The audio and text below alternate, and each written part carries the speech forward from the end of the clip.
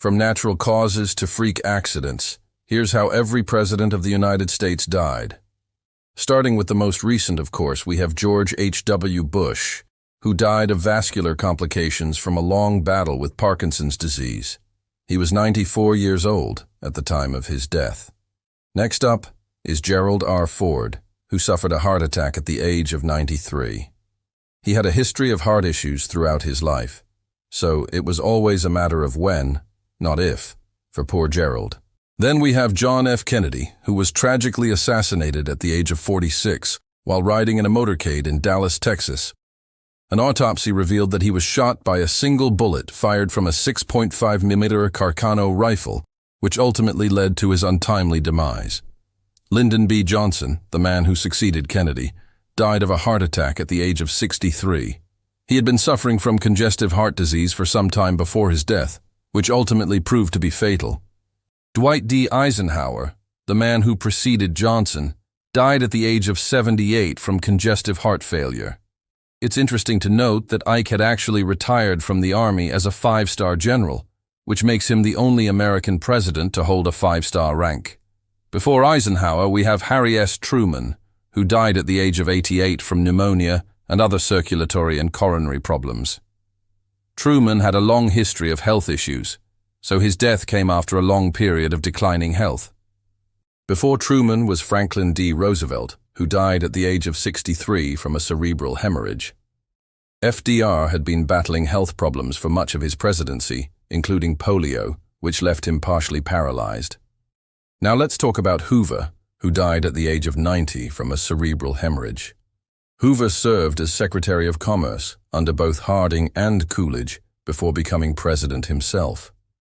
And he played an instrumental role in the creation of the Hoover Dam. Before Hoover was William McKinley, who died at the age of 69 from a gunshot wound. That's right, 2 presidents were killed by gunfire, but they were both assassinated for different reasons. More on that later. Before McKinley was William Howard Taft, who died at the age of 73 from a heart attack.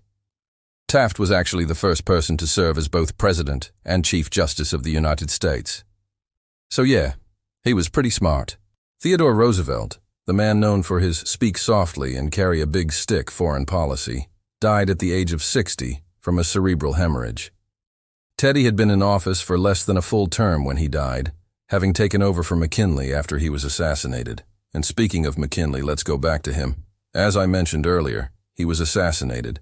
But what's interesting is that the man who shot him, Leon Czolgosz, wasn't very politically motivated. In fact, he wanted the president dead simply because he was rich and thought that all rich people should die. He was more or less an anarchist, if anything. Okay, now let's talk about Grover Cleveland.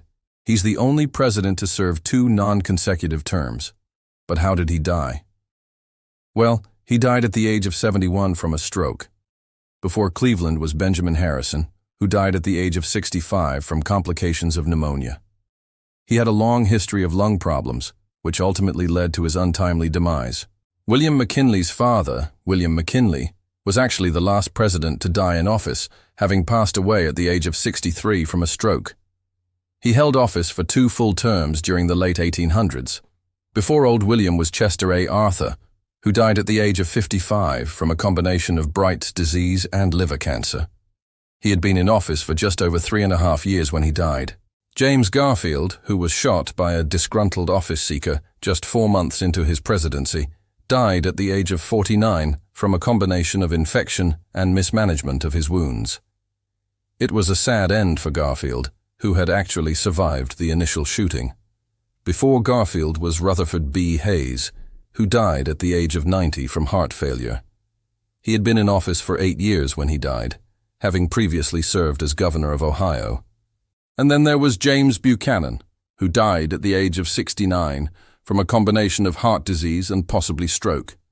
He was the last single man to serve as president, and he's often ranked among the worst presidents in American history. Before Buchanan was Abraham Lincoln, who was assassinated at the age of 56 while attending a play at Ford's Theater.